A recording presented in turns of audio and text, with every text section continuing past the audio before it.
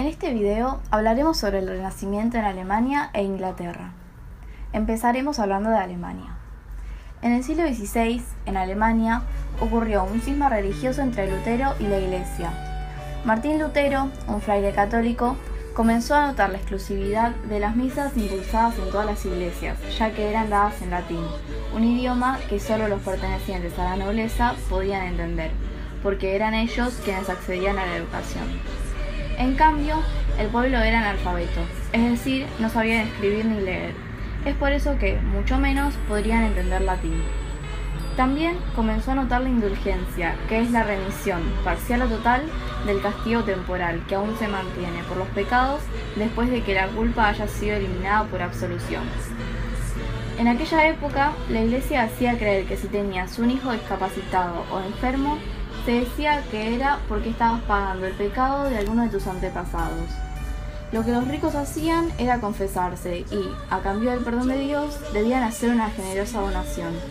En síntesis, en la Iglesia había mucha corrupción. Esto trae como consecuencia la rebelión y separación de Lutero con la Iglesia Católica. Algunos estados, como por ejemplo Alemania, se separaron de la Iglesia. Otros, como Italia, apoyaron el cristianismo. Lutero pensaba que la Iglesia Católica debía cantar las misas en el idioma de cada pueblo. Como consecuencia del cisma religioso de Europa, se creó el coral luterano. Es una expresión religiosa que va a utilizar la feligresía protestante, la cual estaba en distintos idiomas. También la Biblia se traduce en las lenguas de cada país. El coral luterano es polifónico, homorrítmico, pero utiliza estilo imitativo. El texto se entiende claramente y tiene acompañamiento del órgano. León X, el hijo de Lorenzo el Magnífico y de Clarice Orsini, el papa en esa época, contrató a Palestrina, un prestigioso compositor italiano renacentista de música religiosa católica, para que trabajase en los motetes religiosos para que se pueda reconocer cuando comience a cantarse. De esta manera, toda la gente que no comprendía el latín podía saber de qué canción se estaba hablando y así poder sentirse un poco más parte de la iglesia. De esta manera, le hacía la contra a la nueva reforma del coral luterano, que era traducir todas las canciones que se solían cantar en latín, en las misas, al idioma de cada pueblo. En el siglo XVI, las novedades que se imponen en el occidente continental llegan de Italia en la mayoría de los casos, pero se adaptan a cada país a formas básicas y se van notando los rasgos básicos de las escuelas nacionales. Tras las composiciones de Ludwig Senfeld, un compositor suizo que vivió en Alemania, el madrigal llegó a este lugar y comenzó a dejarse ver tímidamente al publicarse unas canzonas italianas de Scandelli. La canzona es un término italiano que significa literalmente canción. Los Lieder, un término utilizado en la historia de la música clásica para hacer referencia a una canción lírica breve, cuya letra es un poema al que se le ha puesto música y escrita para voz solista y acompañamiento, generalmente de piano, de Eckart y de Hans Leo Hassler, contienen recursos madrigalísticos indudables. Todo el interés es hacia la primera voz. Tras la reforma, en Alemania, luego de las distintas tendencias reformadoras nacidas de la tesis de Wittenberg, las 95 tesis, que fue una carta de Martín Lutero dirigida a la Iglesia de Roma, en las que se desacredita la doctrina papal sobre las indulgencias, tratan la música de manera desigual.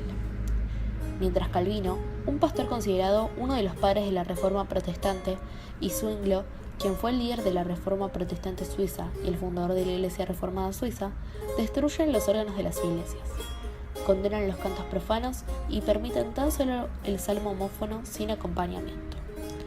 Lutero reconoce el valor de la polifonía y se muestra tolerante, pero tenían una idea en común: que la palabra divina no fuese sepultada bajo el tejido del contrapunto. En esto se acercan tanto a más conclusiones del Concilio de Trento, como a la condena que desde tiempo atrás se había lanzado contra el criterio tumultuoso de voces diversas en palabras de Erasmo. La importancia concedida a la lengua vernácula, que significa propio del lugar o nacimiento de uno, se unía a la utilización de melodías populares para la entonación de salmos e himnos, en la que todo el pueblo asistente al servicio religioso se pudiese unir. Así nació el coral, una forma musical por excelencia del rito protestante. Desde luego que la práctica de cantar tonadas populares en lengua vulgar era costumbre antigua en la iglesia alemana. Pero ahora, esos cantos recibieron reconocimiento oficial y engrosaron su número con las composiciones del propio Lutero y sus seguidores, como Johann Walter, un poeta y compositor luteriano durante la época de la Reformación, Lucas Osiander, un pastor alemán en la iglesia luteriana anglicana en Wittenberg y compositor de la música religiosa, Johannes Eckart y Hans Leo Hasler, un compositor y organista alemán. La estructura más simple de los corales se basa en una sencilla armonización de la melodía entonada por la congregación de fieles. También se utilizaba el sistema de canon y limitación, siempre que la trama polifónica no impidiera el que las palabras pudiesen oírse fácilmente. En cuanto a la Iglesia Reformada de Francia, practicaba también el canto salmódico, con melodías armonizadas. Claude Gaudimel, un compositor, editor y teórico francés de la música del Renacimiento, demuestra un elevado conocimiento del La música instrumental en Alemania utilizaba dos instrumentos. Uno de esos es el órgano, el cual es un instrumento musical armónico de teclado. Alcanzó la mayor notoriedad en el siglo XVI. Desde Konrad Paumann, quien es un organista y compositor alemán, hubo muchos artistas que se destacaron, como por ejemplo Isaac, pero el más destacado fue Hofgemer, quien creó una escuela organística germana que culminará en el siglo siguiente con Sweelinck. El segundo instrumento más popular, el laúd, se convierte en el instrumento popular por excelencia, pero no tiene en el siglo XVI una literatura muy brillante, debido seguramente a su difusión entre todas las capas sociales, lo que le hace en cierto modo incompatible con las composiciones virtuosísticas que se le dedican en otros países.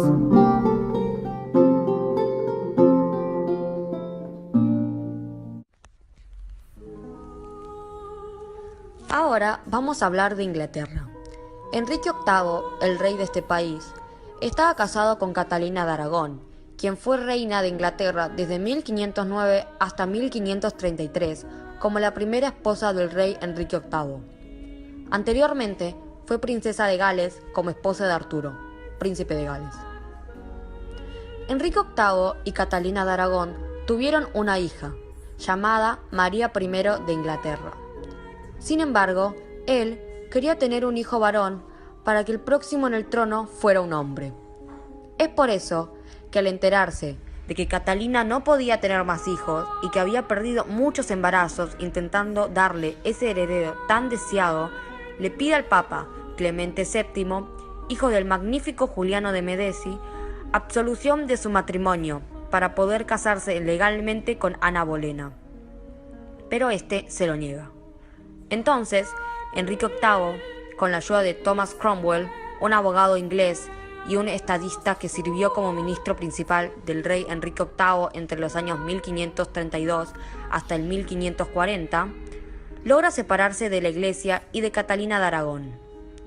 Luego de lo sucedido, Enrique crea la Iglesia anglicana, estando él al mando de la misma. La aparición en 1599 del primer libro de lecciones para conjunto de Thomas Morley fue muy importante, ya que era la primera vez que se especifican los instrumentos que deben tocar cada parte.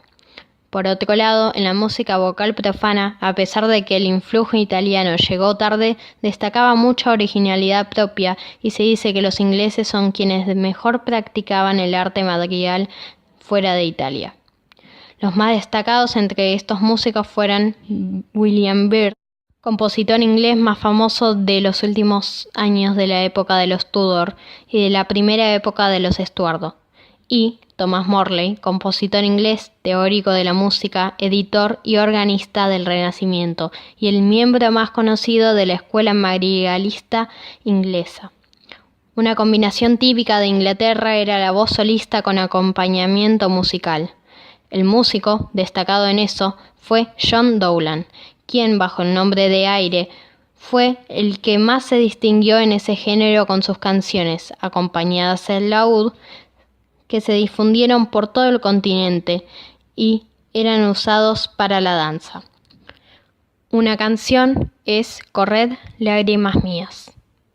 Por la primera ruptura con Enrique VIII, la restauración del culto católico por María Tudor y la definitiva separación de Roma bajo Isabel I, en Inglaterra influyó notablemente el desarrollo de la música. La prohibición de celebrar la misa y la supresión de los monasterios empobreció tanto la vida musical que algunos compositores tuvieron que emigrar al continente o dedicarse a otros menesteres. Cuando Inglaterra estuvo bajo el reinado de Isabel I, se elaboró un programa litúrgico concediendo a la música un papel preponderante. El servicio anglicano sustituyó a la misa católica en tanto que la Atem era equivalente al motete. Así, la lengua inglesa para las composiciones eclesiásticas fue norma común durante esta época.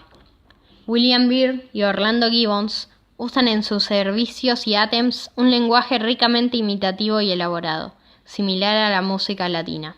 También, como en la música profana, combinan una voz con instrumentos e incluso alternancia de solista y coro.